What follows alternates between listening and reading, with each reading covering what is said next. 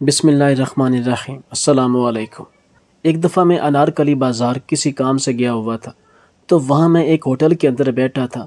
کچھ ہی دیر بعد ایک 50 سالہ شخص بہت پرانے پھٹے ہوئے کپڑوں میں میرے پاس آیا۔ اس کے کپڑے اور چال ڈھال سے وہ مجھے کوئی چرسی سا نشئی ٹائپ لگتا تھا۔ اس کی چال ڈھال سے واضح نظر آتا تھا کہ یہ انسان دنیا سے بالکل غافل ہے، اسے دنیا سے کوئی لگاؤ نہیں۔ اس نشئی نے مجھ سے کہا، مجھے کچھ پیسے چاہیے۔ میں نے کہا، اگر تم سچ بتاؤ گے تو شاید میں تمہاری کچھ مدد کر سکوں۔ تو نشئی نے کہا، میں آپ کو سیدھی بات کروں گا، میں نے چرس خریدنی ہے اور میرے پاس پیسے نہیں ہیں۔ میں 4 دن سے نشہ نہیں خرید سکا، اس کی وجہ سے میرے جسم میں جان نہیں ہے اور میرا سارا جسم تھکاوٹ سے چور چور ہو چکا ہے۔ ابھی کچھ دیر پہلے میں آسمان والے سے کہہ ہی رہا تھا کہ کوئی ایسا بندہ بھیج جو میری مدد کر سکے، تو جیسے ہی آپ آئے اور میری آپ پر نظر پڑی تو مجھے یقین ہو گیا کہ اللہ نے آپ کو میری ہی مدد کرنے کے لیے بھیجا ہے۔ اس نشئی کے یہ الفاظ سنتے ہی میں بڑا حیران ہوا اور پھر اسے کہا کہ میں تجھے نشے کے لیے پیسے نہیں دے سکتا، لیکن ہاں تجھے کھانا کھلا سکتا ہوں، جو تو کہے گا وہ میں تجھے ابھی کھلا دیتا ہوں۔ تو اس نشئی نے کہا، آپ مجھے نشے کے لیے رقم دے دیں، کیونکہ کھانا کھلانے والا کوئی اور ہے، آپ بس نشے کے لیے مجھے پیسے دے دیں، آپ کی بڑی مہربانی ہوگی۔ اس نشئی کے یہ الفاظ میرے دل کے آر پار ہو گئے اور میں نہ چاہتے ہوئے بھی اسے 50 روپیہ دے چکا تھا۔ جب وہ جانے لگا تو نہ جانے کون سی قوت تھی جو مجھے اس کے پیچھے دھکیل رہی تھی، اور میں اس کا پیچھا کرنے لگا کہ دیکھوں یہ جاتا کہاں ہے۔ میں اس کا پیچھا کرتے ہوئے ابھی کچھ فاصلے پر ہی پہنچا تھا، میں نے دیکھا کہ قریب میں ہی ایک شادی کا پروگرام تھا، لوگ کھانے کے برتن ادھر ادھر لے جا رہے تھے۔ ایسے میں ایک آدمی سے برتن چھوٹ کر زمین پر گر گیا۔ اس آدمی نے برتن اٹھایا اور چل دیا۔ میں یہ سارا ماجرا دیکھ رہا تھا۔ جلدی سے وہ نشئی انہی چاولوں کے سامنے بیٹھ گیا اور کھانے لگا۔ اچانک اس نشئی کی نظر مجھ پر پڑی تو اس نے ایک انتہائی قیمتی اور انمول جملہ کہا جو نہ جانے کیوں میرے جسم کے ذرے ذرے میں حرارت پیدا کر چکا تھا۔ اس نے مجھے دیکھتے ہوئے کہا، اس ذات کے ساتھ تعلقات آج کل کچھ خراب ہیں، ورنہ برتن میں ہی دیتا ہے۔ کریم اتنا ہے کہ ناراض بھی ہو تو بھوکا نہیں دیکھ سکتا۔ یہ سننا تھا کہ میری آنکھوں سے زاروں قطار آنسو جاری ہو گئے۔ مجھ کو یقین نہیں آ رہا تھا کہ ایک ایسا شخص جو بالکل دنیا سے لا تعلق ہے، دنیا سے غافل ہے، وہ اتنی انمول بات کیسے کر سکتا ہے جو کہ حقیقت پر مبنی ہو۔ جب اس نشئی نے مجھ کو روتے ہوئے دیکھا تو میرے قریب آیا اور پوچھا کہ آپ ایسے کیوں رو رہے ہیں؟ حالانکہ میں نے آپ کو کوئی جھوٹ نہیں بولا۔ میں بے ساختہ اس نشئی سے لپٹ گیا۔ میں نے اس نشئی سے کہا کہ تم ظاہری طور پر اس دنیا سے بالکل غافل معلوم ہوتے ہو، تمہیں اپنے نشے کے سوا کسی چیز سے کوئی غرض نہیں۔ اگر اس دنیا کے سمجھدار لوگ جن کو اللہ تعالیٰ نے عقل سوجھ بوجھ دی ہے، اگر وہ اتنی سی بات سمجھ لیں کہ کھلانے والا کوئی اور ہے، وہ رازق ہے، اس نے ہر حال میں کھلانا ہے، تو دنیا سے تمام لڑائی جھگڑے، قتل و غارت، یہ سب ختم ہو جائیں اور لوگوں کا ظاہر اور باطن دونوں پاک صاف ہو جائیں اور مکمل اللہ پر بھروسہ ہو جائے گا۔ کسی نے بالکل سچ کہا ہے کہ علم کسی کی میراث نہیں۔ کوئی بھی شخص کسی بھی مذہب کا کیوں نہ ہو، کسی بھی حلیے کا کیوں نہ ہو، وہ کسی بھی وقت کوئی ایسا جملہ، کوئی ایسا عمل کر کے اپنی اور دوسرے کی زندگی کی کایا پلٹ سکتا ہے۔ اس نشئی کے یہ الفاظ مجھے کسی بڑے عالم، کسی بڑے لکھاری کے لگ رہے تھے۔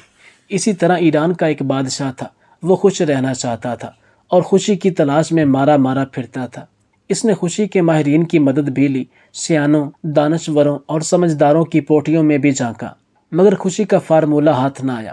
وہ ایک پہاڑ پر چلا گیا۔ پہاڑ پر ایک درویش رہتا تھا۔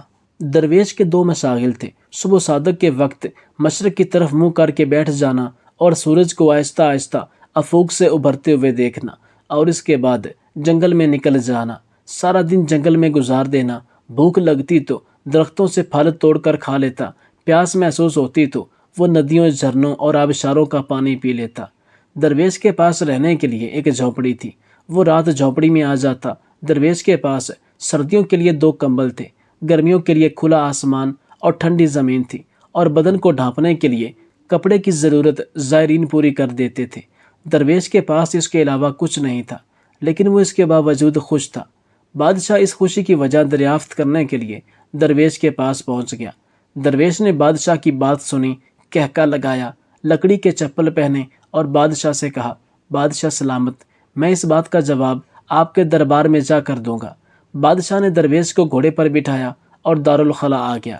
درویش نے درخواست کی کہ اب آپ کسی ضرورت مند کو بلائیں۔ بادشاہ نے عرضیوں کی تھال سے ایک خط نکالا، وہ خط وزیر کے حوالے کیا اور ضرورت مند کو طلب کرنے کا حکم دے دیا۔ ضرورت مند کو دربار میں حاضر کر دیا گیا۔ درویش نے بادشاہ کے کان میں سرگوشی کی کہ آپ حکم جاری کریں۔ بادشاہ بولا، اے ضرورت مند، تم جاؤ میری سلطنت میں دوڑو، تم سورج غروب ہونے تک زمین پر جتنا بڑا دائرہ بنا لو گے وہ زمین ساری کی ساری تمہاری ہو جائے گی، لیکن شرط یہ ہے کہ جہاں سے بھاگو گے مغرب ہونے سے پہلے وہاں پر واپس آنا ہوگا۔ اس نے ضرورت مند کو حکم دے دیا۔ حکم جاری ہونے کے بعد بادشاہ، درویش اور درباری محل کے سامنے کرسیاں بچھا کر بیٹھ گئے۔ ضرورت مند کو لکیر کھینچ کر ایک مقام پر کھڑا کر دیا گیا۔ بادشاہ کو رومال ہلا اور ضرورت مند نے دوڑنا شروع کر دیا۔ ضرورت مند نے دوڑ کے آغاز میں وقت کو 2 حصوں میں تقسیم کر دیا۔ صبح سے لے کر ظہر تک آگے جانا، ظہر سے لے کر مغرب تک واپسی کا سفر کرنا۔ ضرورت مند کا خیال تھا کہ یوں وہ زمین کا بہت بڑا ٹکڑا ہتھیا لے گا۔ ضرورت مند سر پٹ بھاگتا رہا۔ ظہر کے وقت اس نے 400 ایکڑ زمین گھیر لی۔ فارمولے کے مطابق ضرورت مند کو اب واپسی کا سفر کرنا تھا، لیکن وہ لالچ کا شکار ہو گیا۔ اس نے سوچا، میں اگر اپنی رفتار بڑھا لوں تو میں عصر تک 100 ایکڑ زمین مزید گھیر لوں گا، اور میں اگر اسی سپیڈ سے واپسی کے لیے دوڑوں تو میں مغرب تک واپس پہنچ جاؤں گا۔ لالچ نے اس کی عقل بھی سلب کر لی، اس کی کیلکولیشن بھی غلط ہو گئی۔ وہ مزید زمین کے لالچ میں عصر تک بھاگتا رہا۔ سورج نے جب تیزی سے واپسی کا سفر شروع کیا تو اس شخص کو اپنی غلطی کا احساس ہوا۔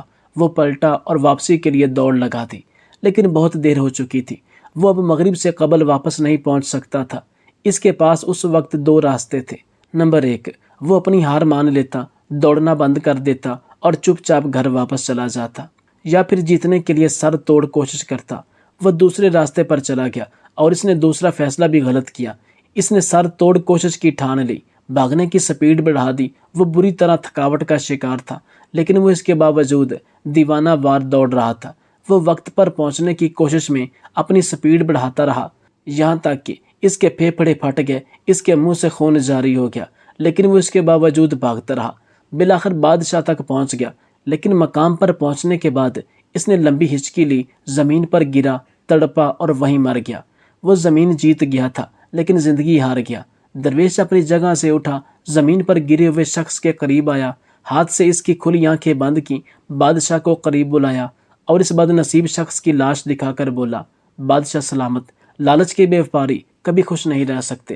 یہ شخص مجھ سے بہتر زندگی گزار رہا تھا۔ میرے پاس کپڑوں کا ایک جوڑا، لکڑی کے جوتے، 2 کمبل اور ایک پیالے کے سوا کچھ نہیں۔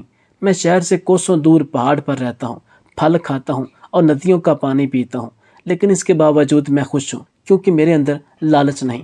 جبکہ آپ میرے مقابلے میں اس شخص کے اسا سے دیکھیے، یہ شخص مجھ سے 1000 درجے بہتر تھا۔ اس کے پاس مکان بھی تھا، بیوی بچے تھے، کپڑے تھے، سواری تھی، دال، اناج اور زمین جائیداد بھی تھی، لیکن اس کے باوجود زمین پر گر کر مر گیا، کیونکہ یہ اپنے اندر کے لالچی انسان کو قابو نہ رکھ سکا۔ یہ دیوانہ وار خواہشوں کے پیچھے بھاگتا رہا۔ یہ کسی کو درخواست دے دیتا، کبھی آپ کو عرض بھجواتا۔ قسمت نے اس کا ساتھ بھی دیا، اس کی لاٹری نکل آئی، آپ نے اسے زمین گھیرنے کی اجازت دے دی۔ یہ بھاگا، لیکن اس کا لالچ بھی اس کے ساتھ دوڑا۔ یہ اگر سمجھدار ہوتا، یہ اگر درمیان میں قناعت کر لیتا، رک جاتا کہ جو حاصل ہو گیا اس پر استفادہ کر لیتا، شکر ادا کرتا، تو شاید یہ اپنی زندگی بہت خوشی سے گزار دیتا۔ یہ نعمت اس کے لیے کافی ہوتی، لیکن یہ لالچ کے گھوڑے سے نہ اترا، یہ بھاگتا رہا، یہاں تک کہ لالچ نے اس کی جان لے لی۔ درویش نے لمبی سانس لی اور بولا، بادشاہ سلامت، لالچ اور خوشی دونوں اکٹھی نہیں رہ سکتی۔ آپ خوش رہنا چاہتے ہیں تو آپ کو لالچ کو ختم کرنا ہوگا۔ خوشی خود بخود آپ کے گھر میں آ جائے گی، لیکن اگر آپ لالچ کے گھوڑے پر بیٹھ کر خوشی کی تلاش میں سر پٹ بھاگتے رہے تو آپ کا انجام بھی اس شخص جیسا ہوگا، آپ بھی عبرت کا رزق بن جائیں گے۔ بادشاہ کی آنکھوں میں آنسو آ گئے۔ درویش نے نرم لہجے میں کہا، جناب، بادشاہت لالچ کی دلدل ہوتی ہے، آپ بادشاہ ہوتے ہوئے خود کو لالچ سے کیسے بچا سکتے ہیں؟ درویش نے کہکا لگایا اور بولا، اختیار میں اضافہ بادشاہوں کی لالچ ہوتی ہے، اور جو بادشاہ زیادہ سے زیادہ اختیارات حاصل کرنے کی کوشش کرتا ہے، اس میں اور زمین پر پڑے ہوئے اس شخص میں کوئی فرق نہیں ہوتا۔ آپ اختیارات سمیٹنے کی بجائے اختیارات بانٹنا شروع کر دیں، آپ کو خوشی مل جائے گی۔ کوئی شخص چاہے غریب ہی کیوں نہ ہو، لیکن اگر اس میں لالچ نہیں ہے تو وہ اپنی زندگی خوشی سے گزر بسر کر سکتا ہے۔ لیکن اگر کوئی شخص دنیا کا امیر ترین انسان ہے لیکن پھر بھی اس کے اندر اگر لالچ پایا جاتا ہے تو وہ کبھی بھی خوش نہیں ہوگا۔ یہ لالچ انسان کو زیادہ دولت اکٹھی کرنے میں اس قدر مگن رکھتا ہے کہ وہ انسان خوش بھی نہیں ہوتا اور اپنی قبر تک پہنچ جاتا ہے۔ اس عارضی ٹھکانے میں جس انسان کو ذہنی اور دلی سکون میسر آ گیا، میری نظر میں وہ اس دنیا کا امیر ترین شخص ہے۔ اسے اور کسی دولت کی ضرورت ہی نہیں۔